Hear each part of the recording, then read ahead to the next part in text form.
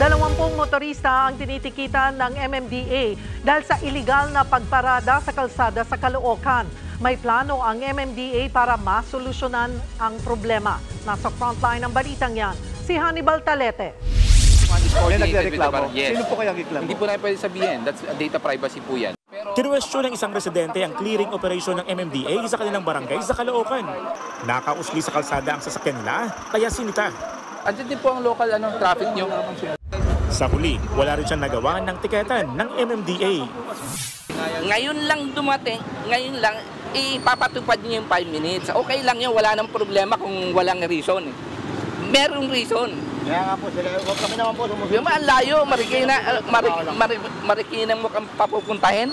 Galit naman ang lalaking ito matapos hatakin ng kanilang sasakyang iligal ding nakaparada.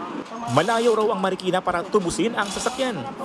Wala na rin nagawa ang driver ng sasakyan ito nang mahuli sa illegal parking.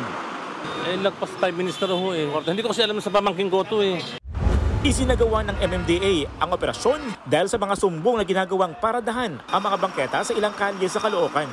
Nakakaapekto na rin kasi ito sa traffic. Bukod sa mga sasakyan, inalis din ang iba pang sagabal sa kalsada. Gaya ng mga halamang ito na nakapwesto sa bangketa. Nasita naman ng MMDA ang tindahan ng mga motorsiklo sa 10th Avenue. Nabarahan kasi ng mga nakaparadang motor ang bangketang daanan sana ng mga tao.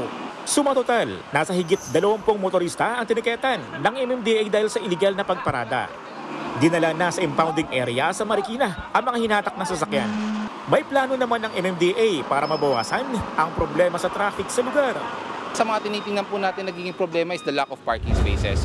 So meron na po tayong upcoming na project. Sooner or later, magkakaroon na po tayong mga designated parking areas para magamit po ng ating mga kababayan.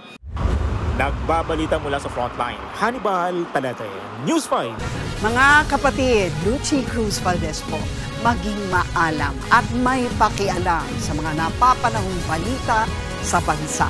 Tumutok at mag-subscribe sa News 5 social media pages.